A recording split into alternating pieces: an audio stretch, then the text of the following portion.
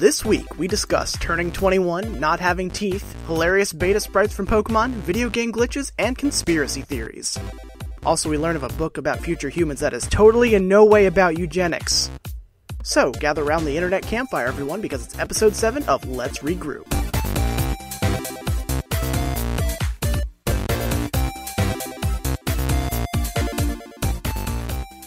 Hey everybody, welcome to another episode of Let's Regroup, the podcast where we get off topic, but we'll get there eventually.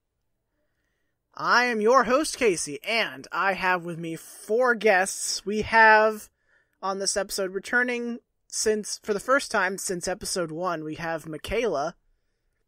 Hello. And we also have Jess. Snakes. We have Dave. I'm currently in peak dad mode right now. I don't know what that means. It means I'm drinking a beer, baby. Okay. I'm with you there, except I'm drinking a Jamaican Me Happy. Okay. Because I hate the taste of beer. And we also have Riley. Hello. I kind of started them drinking beer by explaining I accidentally poured a 70% full cup full of Canadian Hunter whiskey. Yeah, you say accidentally, but we all know that that was not accidental at all. Well, when I got to about halfway through the cup, I realized my mistake that I can't gauge distances in liquid, and then I just went with it. So it was kinda partially. Listen, man, free pouring is important. All right, it's good. That's what makes America free. And this is real talk. This is why me going to parties that have alcohol is a bad idea, because usually when I get there, everybody's like, "Hey, here, have a shot with me." And I'm just like, hell yeah, I want to have a shot. Let's get the party going.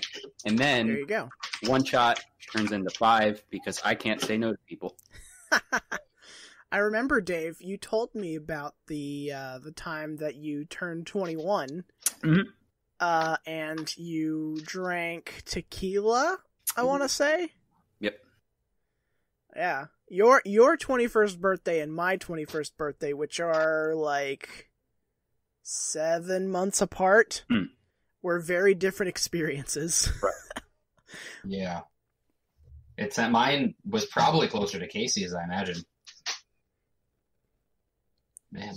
Well, I was late to my own 21st birthday party. Oh. Because I had the incredibly great decision, and Rolls isn't here for the first time to back me up on this, because he was there for this also. We went to see Avengers Age of Ultron, because it came out on my birthday. Terrible decision, because that movie is garbage. But I didn't realize how long it was, which was exacerbated by the fact that I had drank the movies theater large cup worth of fruit punch. And I had to pee so bad. But that was like a 2.5, almost 3 hour movie. Got home, and all of my family was already there. Oh, and they're like, "Where were you?" And I was like, "I was at the movies." They're like, "We already did shots for you, and you were not even here." So, that really sums up how our family is, honestly. Yeah, were you there for that? Oh, you had to have been, Jess. Yeah, I was there. I don't think I was involved because I was 15 at the time. I was just kind of sitting around watching. Waiting. You were 16. 16, yeah. Do you have any insights as to what that party was like? You think I can remember 4 years ago? Well, I guess it was a lot more memorable for me than it was for you. Yeah, that's fair. But yeah, I did not drink anything for my 21st birthday. My entire family got drunk around me, and I just kind of hung out. That's yikes. That's very much how our family is. Man. Oh, it wasn't great. That sounds pretty awkward.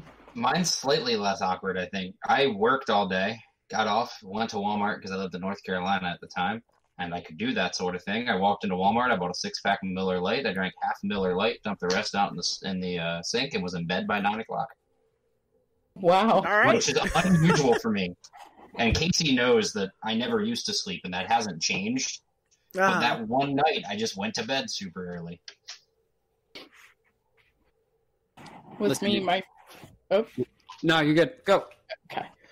With me, my friend groups, I have a social chameleon. I have lots of smaller friend groups, but each one of them wanted to take me out, so I essentially went bar hopping over the course of a full week. Yes. And did not pay for a single drink, which was wild, but that's like whole week. That's the ideal right there. Like when you say 21st birthday, that's what you think of. That was also since I was turning 21 and I was in my internship, which was for Fly magazine, which no longer exists anymore. They wanted me to chronicle how it was turning 21 while being an entertainment writer. Oh, that's a little weird. That was pretty cool. So I got to talk to a whole bunch of different bartenders, learn all of the etiquette before going out to the bar, and then it ended up being the cover story for that month. Okay. You know what? Actually, now that you talked about what it was, I think that's a great idea. I think that was a great idea for something. That was a big guide on how to turn 21 and how to navigate bars and stuff. And the editor loved it, so I just have generally very positive views. There you go. I feel like bar etiquette isn't something that a lot of people talk about. You know what I'm saying? I feel like you have to learn it. Yeah, like it's not really something that people talk about, but it's something that you sort of learn through osmosis. It's not like being in the area. Just glancing over to make sure your friend tips as much or less than you do. Right. Just all those weird, like, social rules that you sort of adopt. To continue the sad boy persona that I seem to be adopting right now, I've only been to a bar at night once. And wow, that's the only time you've ever been to a bar? I go twice a week, man. I've been to... Okay, so here is the experiences I've had at a bar, and I can sum them all up for you. So the first time I ever went to a bar was actually the best time. It was I went to Indiana. There was this town that we went to that had exactly one bar in it. We went to that bar, and it was amazing. It was a great time. That was like in the middle of a rainstorm at like 4 p.m. Sounds like a good vibe. Then I went to like the main bar here in York, the White Rose, and yeah. That was pretty good. I went there for my anniversary one year. That was a good time too. And then the other, like, 2, maybe 3 times were at a different bar that had just opened up. And that was, like, both times it was, like, noon when I was there. There's definitely a different atmosphere when you're in a bar at, like, off hours. You know, like, between, like, 10 to, like, 4. Yeah. It's just got a different energy. Well, the one in Indiana, the energy was, like, peak all the time because there's nothing else to do there. Mm-hmm. But yeah, the one that I went to twice in, not the White Rose, but it was a different one that had just opened. Both of those, we were the only ones there. So yeah, that's my entire bar experience. One of these days here, we gotta go to a bar together. I think that'd be a good time. That would be wonderful. Once again, bars are open. Well, yeah. When you go to ones with food, they're empty. Nobody goes, so I still get to go to mine very often. My bar is not really a bar; it's B-dubs, just because they actually have surprisingly cheap whiskey, even though everything else is expensive. That they do. One of these days, Casey, I'll take you to like ABC or something like that. We'll have a good time. I would love that. I waited for so long to turn 21 because all my friends were older than me at the time. And now I'm just like, I don't go anywhere. Yeah. I run a podcast. That's what I do for fun. That's pretty... I mean, hey, that's a great thing to do, but you can also do both. It's a spoiler. That's very true. Shouldn't tell you that. We are one of many internet drinking holes. That's very true. Jess, what was your 21st birthday like? Honestly, I don't think I did anything. Yeah, because you were already in Illinois at the time. Yeah, and I let's say I wasn't new to drinking at the time either. So, I mean, nobody really is. Yeah, it wasn't. As long as you're in a controlled environment. Yeah, it wasn't really that special for me. I don't know if I even like did anything at all. Like I know I don't know if I drank. I don't know if I even celebrated it. But if I did, I was probably, on Discord talking to friends. There you go. Which is fine. Yeah, it's a valid way to celebrate a birthday. But sure, I don't no wrong way honestly to celebrate don't a birthday. remember if that's what I did or not. So, I got something to lay on you guys here before we get into too many crazy topics. Bring it up. What's up? Unexperts.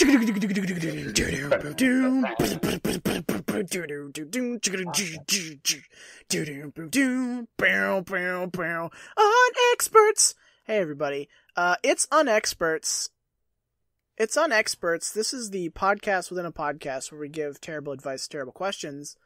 Boy howdy, do I have a question for you guys to help me answer today. Oh boy, I feel like we didn't answer last week very well, so I'm excited for a re-opportunity. We have yet to really answer a question.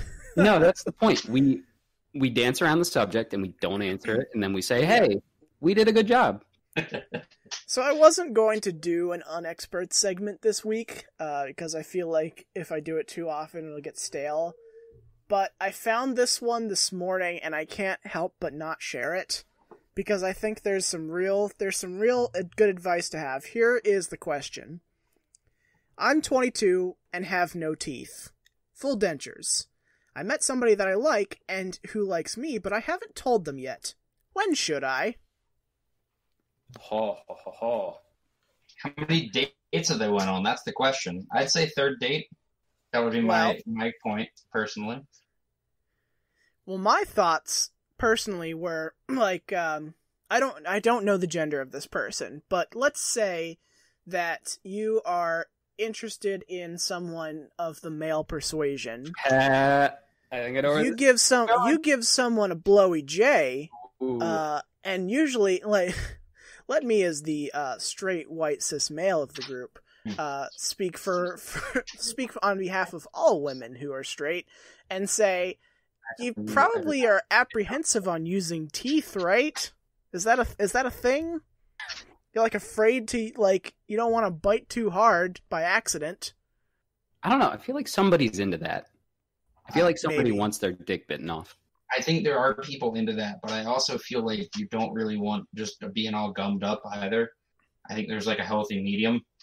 But that's the third date thing, because I would assume most people, I guess, okay, maybe the one night stand thing is real. That's true. But I was say, based on the context, I was thinking like multiple dates. Third date is when I assume they start getting promiscuous. That's my thought. Sure. So before that, essentially. Or during, if that's what you're into. My natural instinct is to play it up as like a prank or a joke. Like, imagine this person not even considering for a fact that you might have like teeth missing. And by then, and just one day just decide, you know what, I'm gonna fuck with this person. I'm going to pop my teeth out at him. Just imagine the pure shock. It might end the relationship, or it might actually strengthen your relationship, depending on how the person is. You know. Well, I think I would audibly scream. Listen, it's a risky gamble, but it could potentially pay off really, really well. Because I have a friend who's slightly older than me, does have top dentures, and that's kind of the first way that she sort of broke it to her boyfriend. Was she just sort of went, "Hey, look what I can do!" Rips out the top teeth right in front of him. He freaked out and then proceeded to start laughing. That's great, though. I mean, I don't know. See, if you wanted to be incredibly chaotic about the whole ordeal, you go downtown on your potential love interest, and then you say something like, "Oh, I think I just chipped a tooth."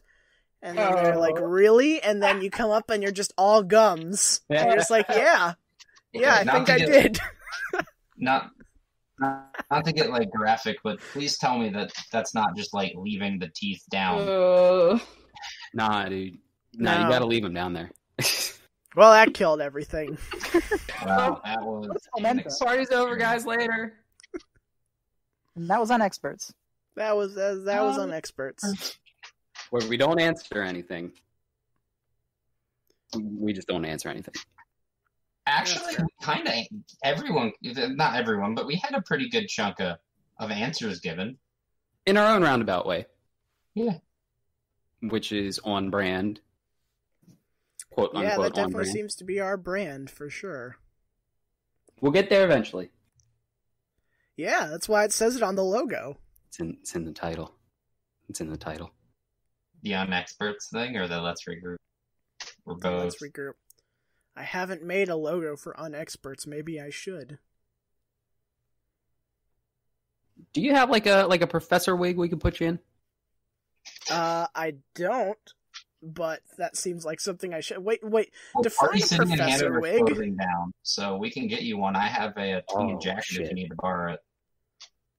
Like, Define a professor wig for me.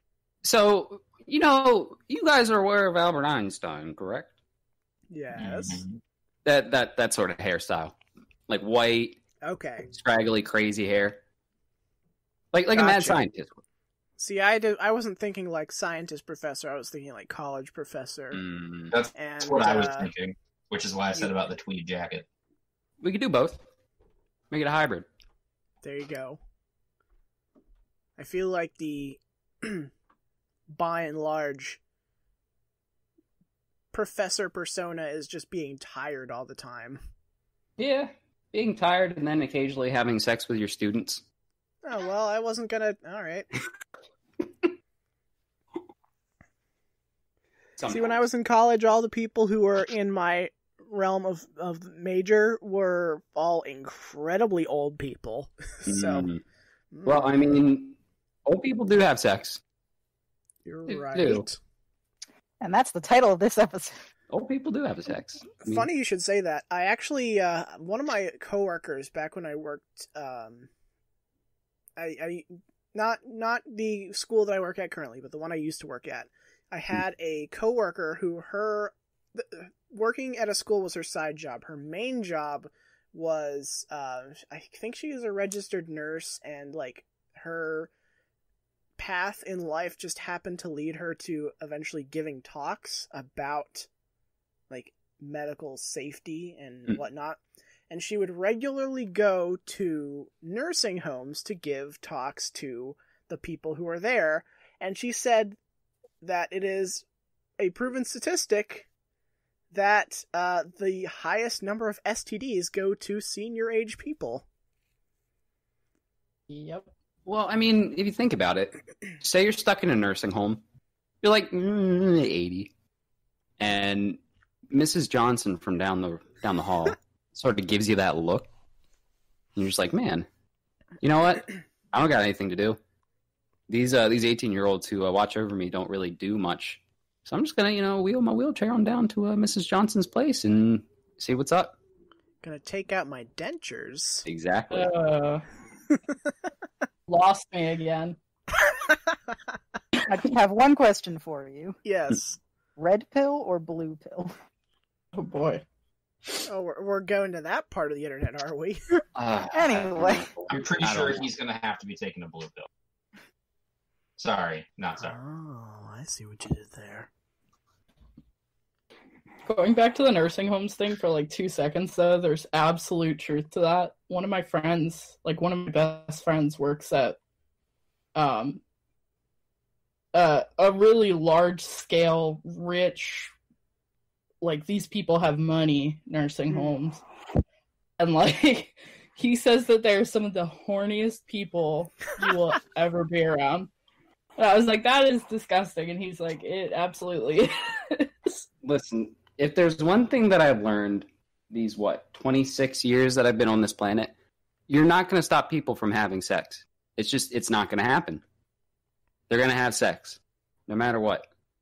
Doesn't matter. Especially when they're all essentially locked up together. Exactly. Oh, You know how many quarantine babies are going to be made? Happened. Ooh. Yeah. Yeah, you know what? I never thought about that, but like the Gen Z populace likes to refer to themselves occasionally as Zoomers.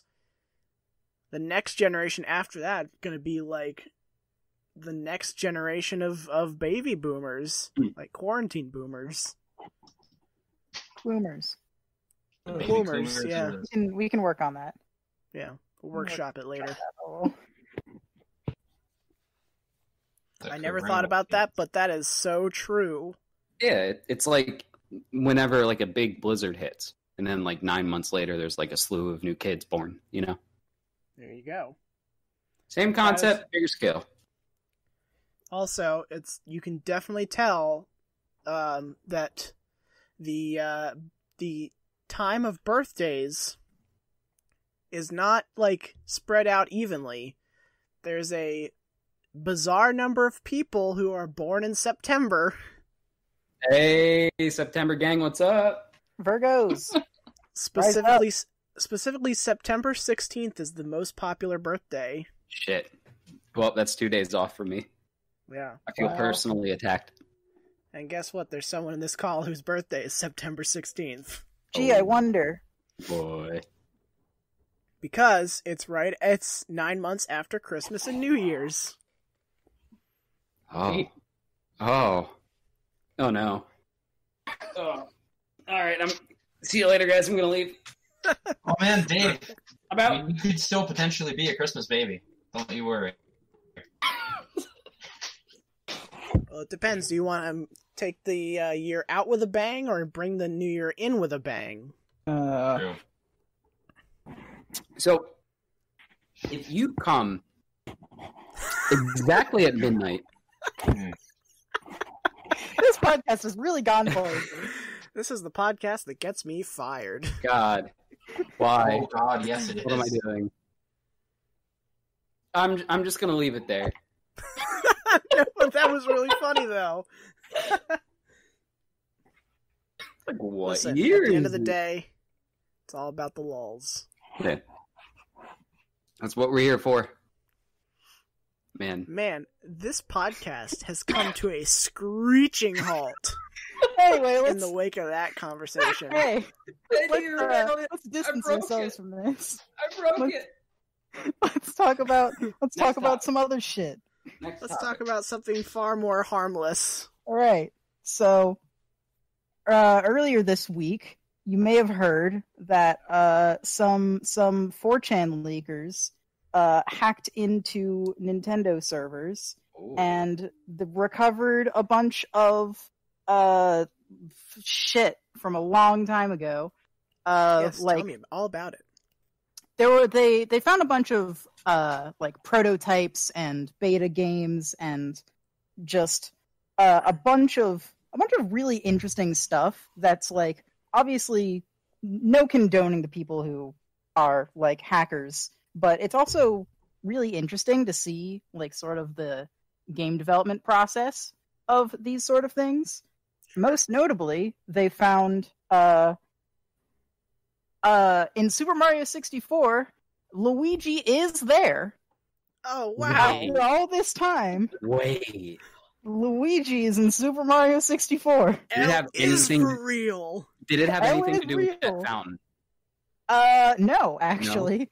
Okay. All that was found was a couple of meshes and textures and stuff that points to Luigi probably was going to be included in the game somehow. But 4chan leakers, being as clever and crafty as they are, decided to release this information exactly 24 years and 1 month after the release of Super Mario 64 in Japan. So the prophecy has come true. Finally. What else I really like about this leak is they leaked a prototype version of Pokemon Diamond and Pearl. So we get to see some placeholder sprites. Oh, yes, design I did see this. Gen 4 Pokemon. Okay, so You may have, but some of them are absolutely incredible. The Gibble line is red. Yeah, What Gibble, was Beta it? Gibble looks like a hamster. Togekiss looks like it is ready to beat you up. It's so pointy. I would like to specifically call attention to sprites where they didn't have the artwork done quite yet, but they were just placeholders for testing purposes. I'm gonna throw some of these images in the link dump, courtesy of Dr. Lava YT on Twitter. Here we have Regigigas. oh, I love that MS Paint aesthetic. He looks like he's like trying to sneak into somewhere and That's just an failing at elephant. it. That's Babar, man, sneaking into the party. Some of those legs are just nothing. just blobs. Here's Carnivine. Wow. Oh no! Oh no! Oh, Looks like he's doing some kind of gang to sign, your some gesture. on my way to fuck your bitch. That's what he looks Cruising like. down the street in my 6'4". Oh, Here's one of my personal favorites that has definitely been making the rounds lately. Placeholder sprite for Probopass is just absolute gold. Ah, that's a nose right there. Wow. Oh, nose. That I could see that becoming a meme. Someone took a triangle and was like, "Yep, done." I love how its eyes are just like that. It's just kind of, it's just like, kill me. Oh, there's a second one. Oh, I see. So to describe it, there are two singular white dots inside of a black void that are supposed to be its eyes. Yeah. I mean, Probopass as a Pokemon is already goofy looking enough as it is. I love it. Isn't like the mustache supposed to be iron filings or something like Yeah. that? Because it's a magnet, because it's a compass. Yeah. I don't like Probopass. No, nobody likes Probopass. We've also Just the got sheer absurdity. a lot of other sprites. I think this is really interesting, just because it gives you a peek into the development process and see what the designs were going to be before they got tweaked over time. Here we have the design of. We know they wanted it to be Rotom, but they didn't know what it was going to look like yet. So he's just kind of a guy. He's a spiky dude. Yeah. Oh, Just I like just a- remembered another one. Weren't there a bunch of ones for Arceus? There Oh was yeah. Hold on. a Let me- gray one that looked really weird. Yeah. This is the beta Arceus sprite. Yeah, that thing's just generic creepy gray looking. block. It's just like a vaguely horse shaped gas cloud. It's actually the ghost of Jeffrey the giraffe from Toys R Us. I hate this. Oh, that's where he went. Rest in peace, Jeffrey. Poor soul. He went Here's back a- in time to be the god of all Pokemon. Here's a very well organized image of just that has most, if not all, the sprites on it, but it's very difficult to see. That's okay. Why I'll did they throw do all it? these things in the links. Yeah. You got all these images. You can probably, given that this is very relatively new information, if you want to see more, you can Google the Nintendo leaks, and there's a lot of people who are talking about it. And all the Pokemon related stuff is you can look at Dr. Lava YT on Twitter. Sort of giving a basic overview of it. Or gave, I guess, because it was a couple days ago. That's pretty cool. I like that. I always like seeing beta stuff that's hidden. Like my personal... Oh, yeah, go ahead. There was one more sprite that I wanted to call attention to, and that's beta Giratina, which apparently is meant to be Giratina, but at some point in development it looked like this. But wow. What is coming off of its face? That's a ball check. That's literally a ball sack. It's a like, I don't know what to Balchinian. tell you there. It's Like, we all see it. We're all thinking it. yeah, it's like a weird three-legged horse-esque thing with a wing coming out of its back, and then it's single just got wing. an odd growth coming out of its face. Wait, do we talk about the very dark colored thing that's not a leg in the back? Isn't that just like a shadow of a Yeah. leg? I think it's meant to be a shadow, but it definitely doesn't look Also, like he it. has 3 left front legs, which I guess is deliberate, but Yeah, I'm very confused with how this is all laid out. It's very aggressively orange, too. Yeah. It's like the color of mac and cheese. It's hard to look at. Yet I can't look away. Exactly. Ooh. Ooh. My favorite beta thing in any game is in Super Mario Sunshine. Because you know how in most games, I know this is the case for like Bethesda games, they have a dev room that is impossible to get to unless you are developing the game or you data mine, where you put all of your assets for the game in this one dev room. And then you have like all the enemies, all the textures, you have different substances that you use to like, what is it? Like just like check all to make sure everything works. In Super Mario Sunshine, this room is like in the middle of the void of space. And there is an absolutely gigantic creature that is just all legs and like a little boober of a head on top, and it's like 20 feet tall and just walking around. That sounds horrifying. It is. Try and find a picture of that and put in the links. See if I can get a picture now so you guys can see it. But keep talking while I'm looking. I can talk more about the Pokemon leaks. If you If want you'd me to. like. Because I'm all into that shit. What you got for us? If you look in the image with the one that's got like all of them in it, there's a lot of like rough sprites of like transitional Pokemon and like designs that like weren't quite there. The Pokemon Hippopotas, literally just a hippo, just a straight up hippo boy. Yep, Man. that is just a hippo. I really broke the creative bank with that one. Yeah, Really? I sure did. And My favorite. I love Darkrai because it's just a man. It's just like some kind of JoJo's stand, just like leaning angrily at you. It looks like a Sonic character, It really does look like a Sonic character. doesn't it? That's weird.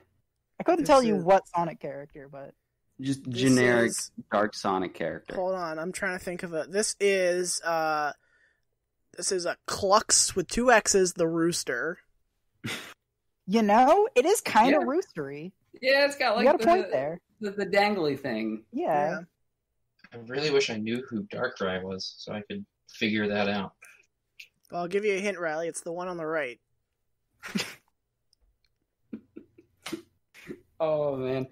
So Fair back point. in the day, when I had an action replay, Oh, yeah.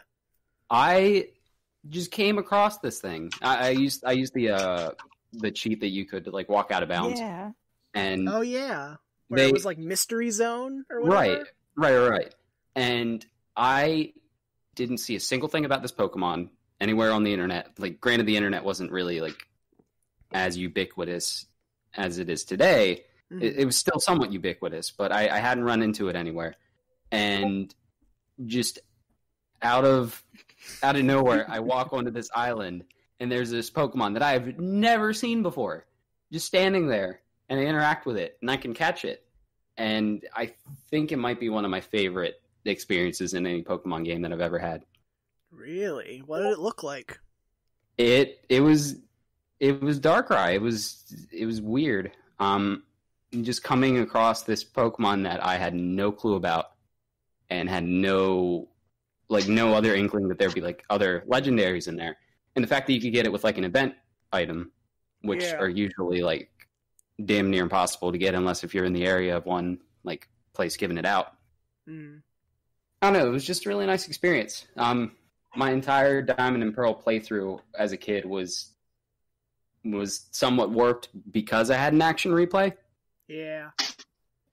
But I don't think I'd take it back. It was a good time. Yeah.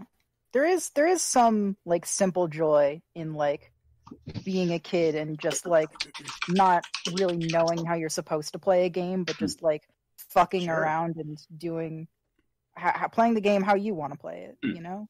Absolutely.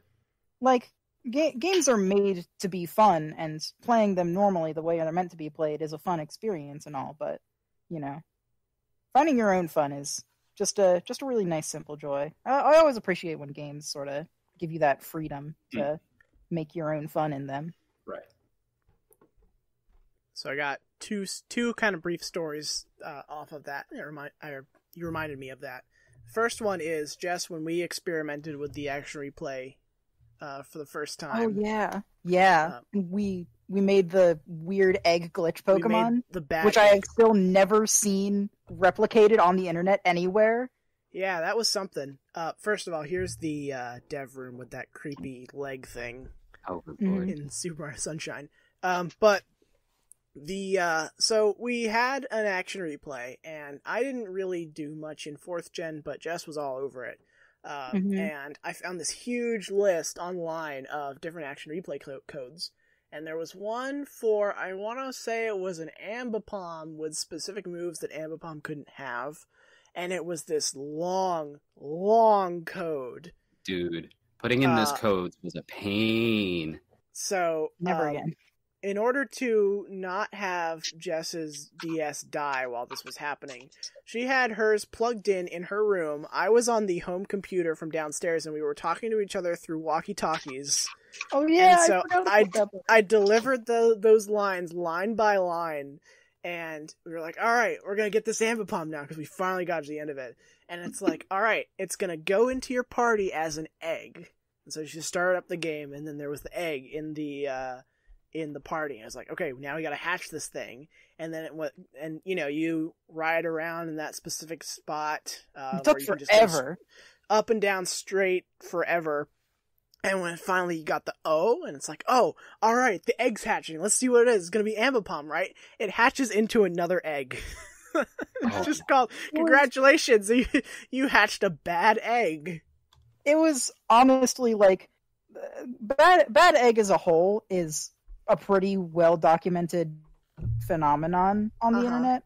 But like, I've never seen a bad egg like this before. Like a lot of sources will say like, bad egg is and like it's unhatchable, it's not an actual egg, it's just a placeholder Pokemon that's like leftovers from manipulating like the game's code or something like that.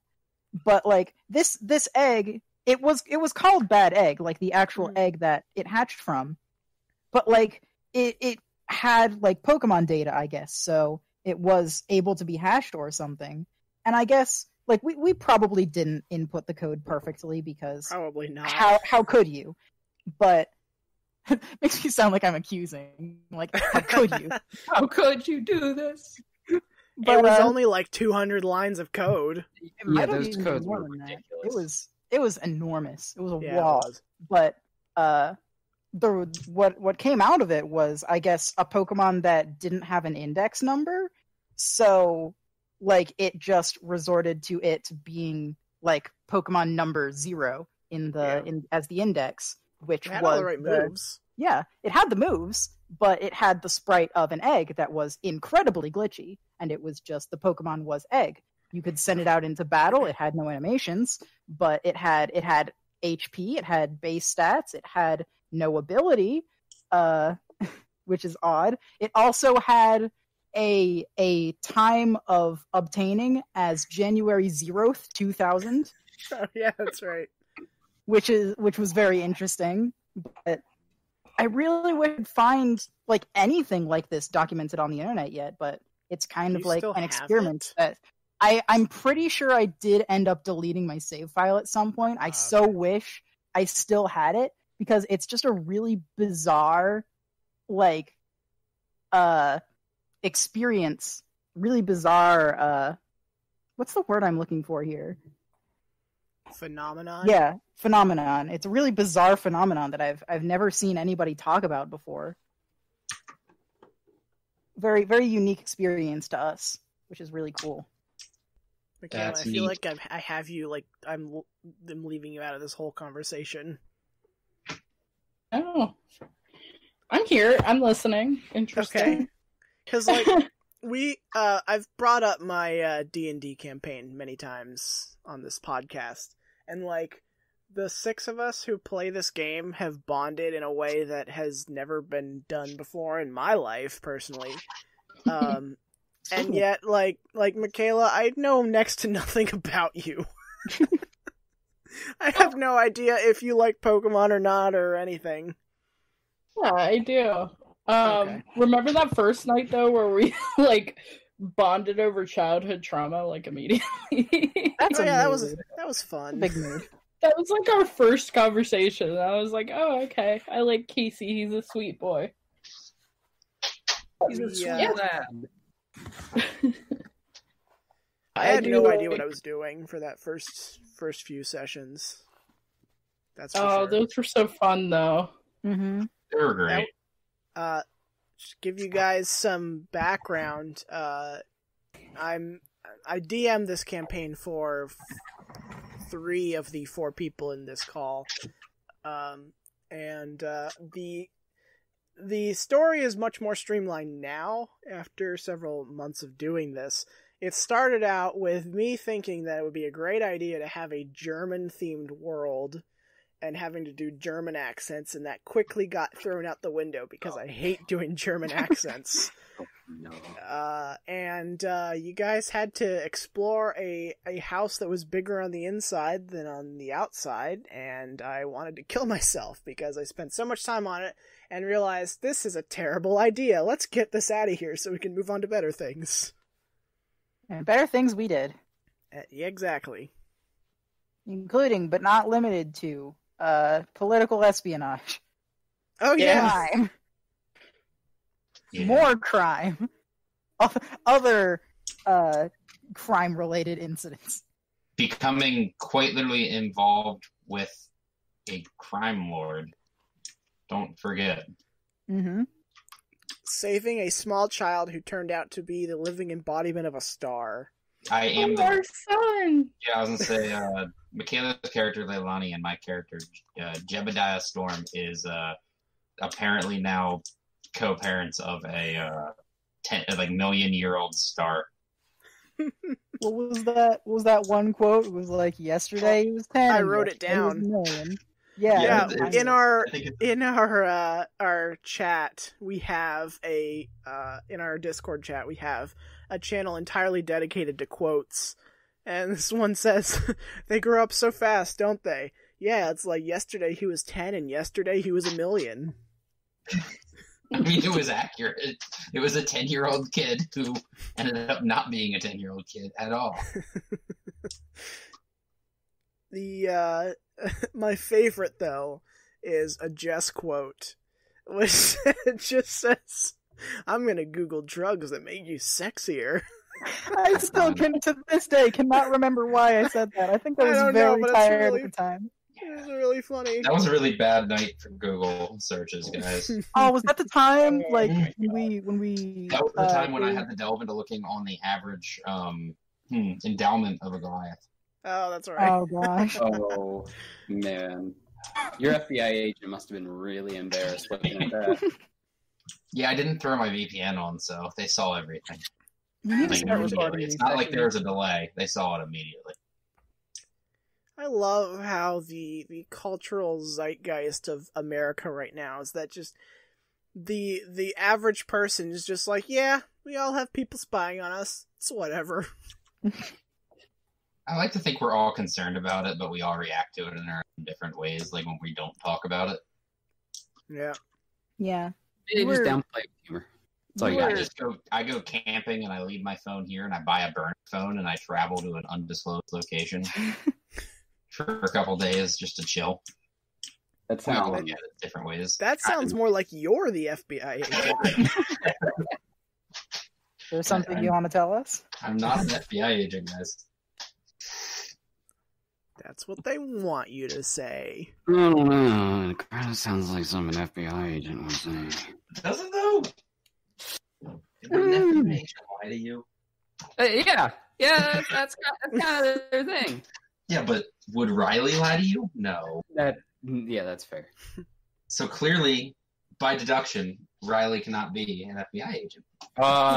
Through the By transitive the transitive property. property, yeah. Yeah, Checks out. I think he might not be an FBI agent. Believe me, I know all about the transitive property. Heyo! That's a joke. Knee slapper. Anyway. Right as you did the knee slap, I dropped my bottle cap. Aw, Oh, wow. that's That's a shame. I added. You couldn't hear it, but it made it right as you knee slapped. But on that topic, we were like vaguely talking about conspiracy theories before the podcast, like sort of. Real quick, before we get that, to throw in a conspiracy theorist while we're still talking about video games, kind of. Okay. G4 is coming back. They never forget. They didn't forget how to play. They never stopped playing. Anyway, go back to conspiracy theories. Anyway, conspiracy theories. So, I had just seen a post earlier on the topic of conspiracy theories, where it's like every like white American conspiracy theory is either like some loosely veiled anti-Semitic propaganda, or it's the CIA has literally admitted to doing this. Like, you can look it up. They like have disclosed this information. It does happen. Yeah. What is it? Like- It's 50 years, right? Where they just start like info Yeah, dumping. it's 50 years. Because, like, there was some missing something that had to do with Kennedy's assassination that they released at the 50th anniversary that nobody talked about. I don't think it was anything important. I don't remember. I remember hearing about it, but I don't remember what the actual information was. Everybody was like, "This is groundbreaking information," and then stopped talking about it like immediately after. I've heard some incredible conspiracy theories lately. Yeah. None of them are like completely off the wall crazy, but the most recent one I've heard is we have a national coins shortage because they want you to use cards so they can track you better. I mean, I'm not going to tell you that's not a bonus side effect that they're getting out of this whole situation. Not to sound like a conspiracy theorist, but that's not the reason there's a coin shortage. There's a pretty, like, factually backed reason that there's coin shortages, I believe. Yeah, because people can't go to banks and deposit their change. It's as simple as that, really. Yeah. Shit, I There's didn't even not as think much in Yeah, there's not as much in circulation just because there's My not as much being circulated. my bank still won't let people in on the floor. I don't think mine does either. They let you do drive-through more, but you do minimal change through drive-through now. No, okay. Yeah, or not now, but always. You've never been able to do like $30 worth of coin drive-through. I've also heard the conspiracy theory of Bill Gates is developing a vaccine that has a chip in it, and that chip is going to track you. Like, everybody's afraid of being tracked. The Antichrist chip. Oh yeah, the Wonderful. Antichrist chip. I've heard that one too. Yeah. Yeah. I've heard a lot of stuff from different people, and it's just I don't know. I try not to think about conspiracy theories because it usually ends up leading down a rabbit hole. It's like just I don't know. It's not good for my mental state. I don't try to think about it. It's not good for anybody's mental state to develop conspiracy theories. It's also just like entirely hypocrisy anyway. Like people will be so afraid of being tracked, but not actually like do anything about the actual things or like tracking you or whatever. Yeah, like your phone that you have in your pocket that tracks your every move and is connected to GPS. God, drives me insane. I'm not going to talk about the fact that, wow, I really sound like a conspiracy theorist based on that whole, like, leaving my phone, don't I? Wow. That's okay. Man. You want to get away for a while and not have to. It was mainly just so, like, and I did turn my phone on and I got, like, 18 different work texts. Yeah. In a 2-day period. And that was why the phone stayed at home. Yeah. Being connected 24/7 is more of a hassle than it's worth. Yeah. Yeah, for my job, I always have to be plugged in because if breaking news happens, I always pretty much have to jump back on and help out my team, which is great. But it's also really, really hard to not get anxiety about keeping my laptop closed for a few hours. Yeah, I'm sure. So I would probably leave all electronics behind when I go on vacation because otherwise 12 murders will happen and a 58-car pile up on the highway. And, you know. I recommend that's all that really happens in a county that is largely farm. True. Farm and major interstates. Yeah. Yes. Michaela, how do you feel about the sudden large uptick of conspiracy theories we've experienced in the last few months? I think it's normal because I actually took a class on conspiracy theories. Yeah, it was pretty cool. It was from Spicer. I don't know if you've had him. I have not. But basically, like, there are a lot of uncertainties right now, and nobody really knows what's happening or what's going on. So it's the mind's logical way of thinking of solutions or reasons or anything like that. Because I think the pandemic is such a big topic that, you know, nobody really knows what's happening. Nobody knows when cases are going to go back down. Nobody knows when we're not going to be able to wear masks anymore. So it's much easier to sit there and speculate like, oh, well, there's probably a reason behind this. Or... looking for patterns where they are not, I guess. Yeah. Like whether, I don't know, like people in Pennsylvania insist that Tom Wolfe was planning this all along. He's here. He wanted this to happen.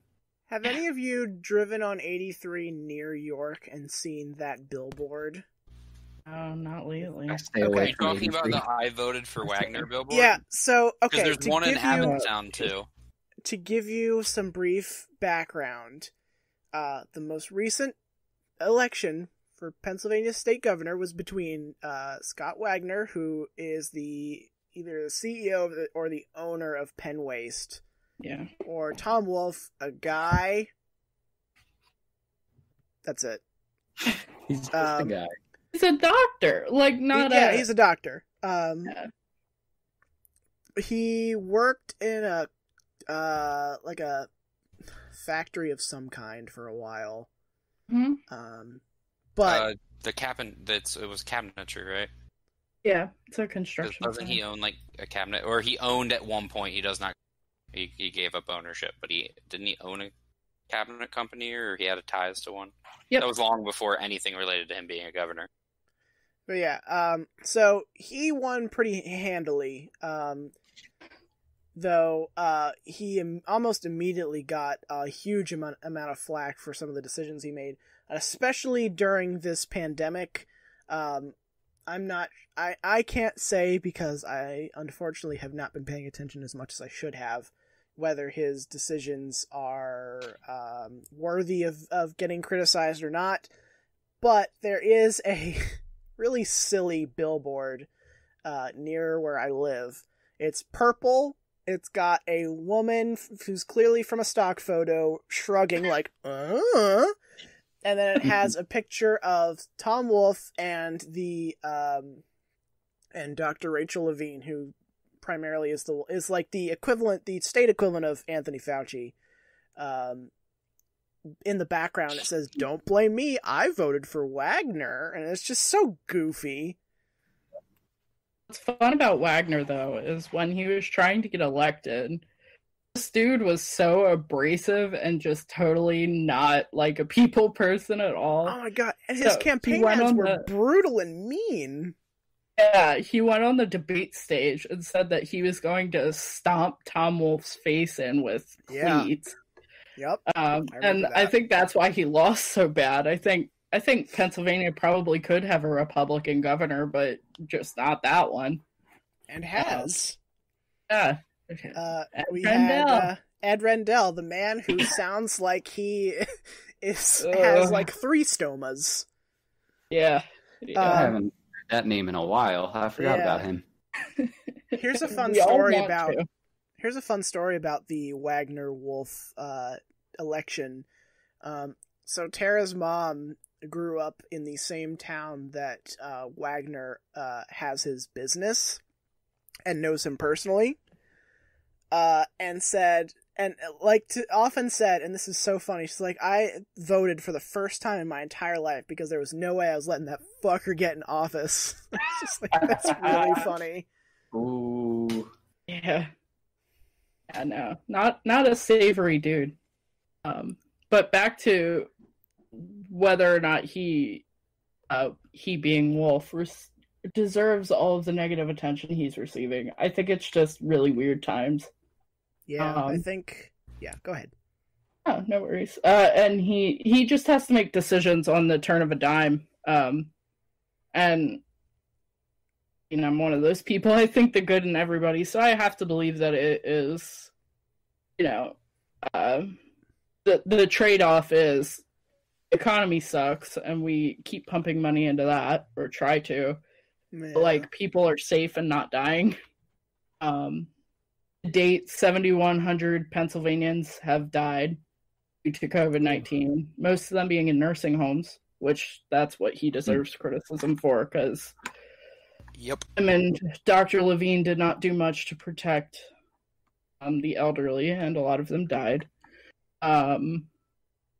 Yeah, I think things are just changing by day, and nobody knows what is going on or when this is going to end, and it's easier to just peg him as a scapegoat, and then the not even slightly defensible comments that are made against Dr. Levine on a daily basis are it's traumatizing. It's not like, as I mean, I think I might be the only resident conservative Republican here. I agree with a good chunk of what Wolf has done, because what he's done is for the betterment of the state. Yeah, I don't agree with every single little thing. A lot of it stems in things related to the nursing home thing, stuff like that. But that's life. That's not going fully into politics. But yeah, no, like, to criticize someone because of the reasons that they're criticizing. Is it Secretary of Health? Is that technically Levine's position? She's Secretary of Health, so she's a big kahuna as far as health goes. Casey said it right when he said that she was kind of like the Fauci of Pennsylvania. Yeah, I just couldn't remember the name of the actual position. I thought it was Secretary of Health. I wasn't sure. But yeah, I mean, you can criticize people because of how they work and the choices they make, and I fully, agree with that. But you don't criticize for those other reasons. Yeah, exactly. It's unfortunate. It's the thing that really stuck out about everything. Like, as far as like on a state level, is just how like vicious people have been towards her. Yeah. But for completely, for dumb reasons. It's just, I don't know. It's unfortunate. I wish people weren't like that, but sometimes they are. So Dave, to bring us home for today, you told us about something before this podcast started that I think deserves some recognition here at the end of the show. So Yeah. please share with us your findings. So, if you guys would indulge me for a moment, I went down potentially one of the weirdest rabbit holes I've ever been down in my entire life. It started off with me watching a video by a YouTuber named Billiam.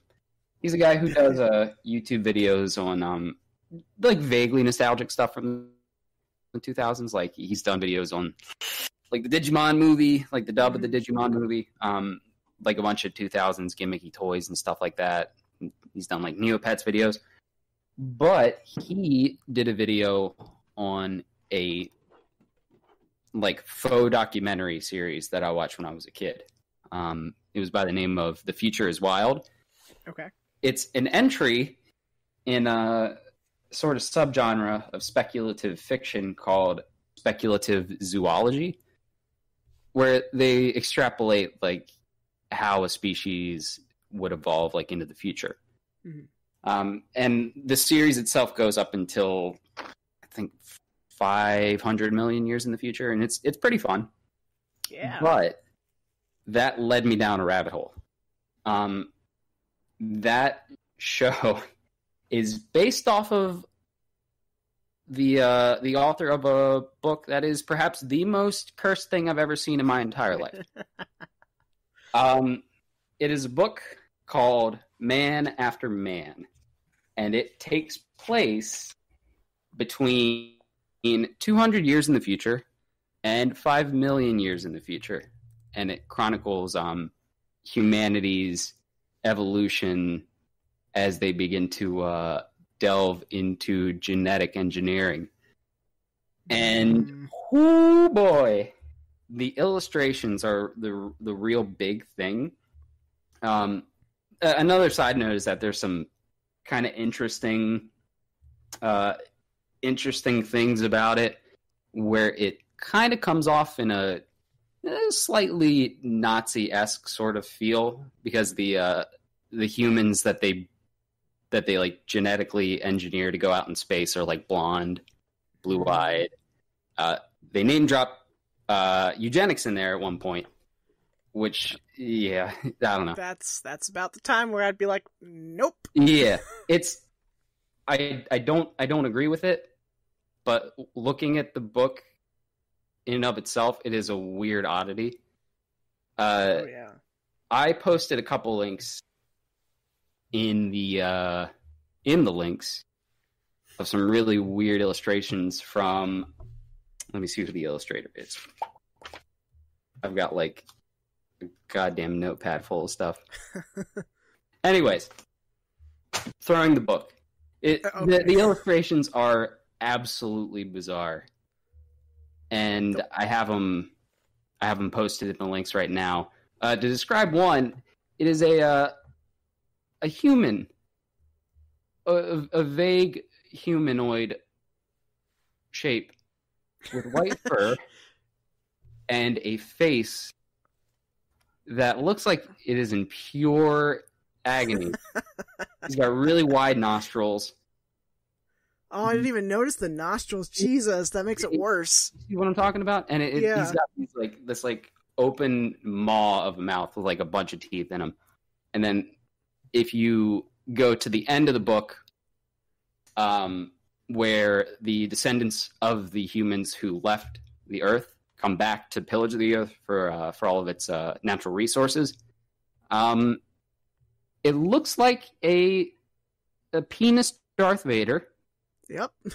Straddling a weird man-like antelope with really long like digits, and it appears to be like connected to it with like a bunch of tubes and stuff like that. It is very grotesque, grotesque, bizarre, and grotesque. That book is cursed, and I found another book that was cursed, but is honestly one of the most creative things I've ever seen. It's a book called All Tomorrows. Okay. And it is written by a Turkish artist named C.M. Kozman, who's going under the pen name of Nemo Ramjet. And this is sort of similar to Man After Man, but it's a little less based in science and a little more in like the fantastical realm. Okay. But it essentially follows human descendants up until 1 billion years, where humanity goes out into the stars after like a civil war between Earth and a colonized group of Martians, and then from there they meet like an alien race, and they end up getting genetically modified by that alien race, and it just sort of extrapolates out from there. I highly recommend this book though, because it's like Man After Man, but much more expansive and creative. I'm looking at some of the illustrations, and my God, they are equal parts haunting and really fascinating.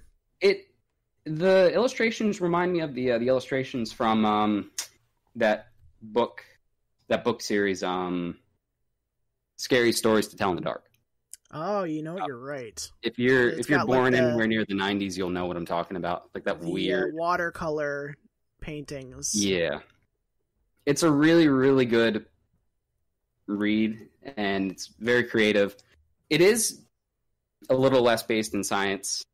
Like it doesn't go like full into the hard science of it, but it is still really interesting to look at. Really creative, honestly. Yeah. Yeah. It's kind of been consuming my thoughts lately, and I've been feeling like a crazy person. I don't blame you. Like thinking about it and like looking through all these different illustrations and reading through all this stuff, and it's been a wild ride. Yeah, I mean, just looking at this is just insane. Some of the stuff that's here. Casey, wow. I think you would definitely appreciate All Tomorrows. That's what I'm looking through right now. Yeah. Wow, that is something. Yeah, it's definitely something. That's my recommendation for the week. All right. And I will put both of those in the links. I just love that first image because it's like the white humanoid's got a mouth like a vacuum cleaner attachment, and the smaller, browner humanoid's got like a face that looks like Homer Simpson as drawn like a Dr. character. He looks like his mouth is a coconut. That's very accurate.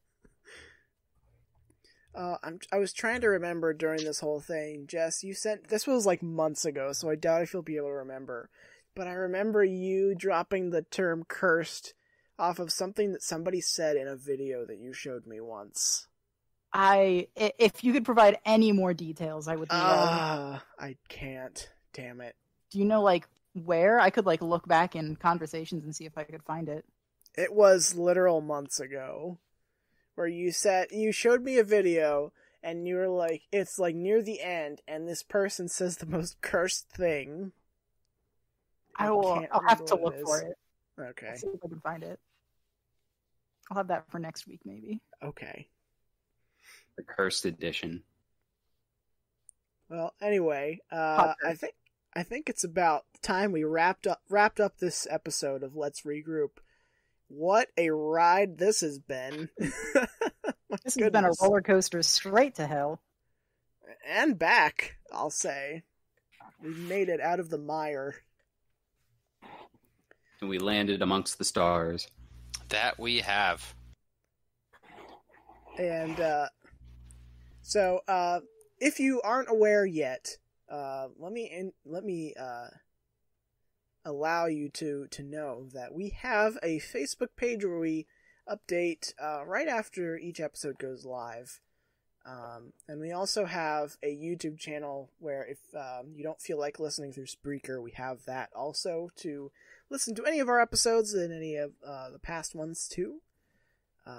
If you have any questions or comments or would like to submit a segment for Unexperts, you can drop us a line at letsregrouppod@gmail.com. Other than that... unofficially, I created a website. Yes, I put that in the links for the last episode. It's so funny.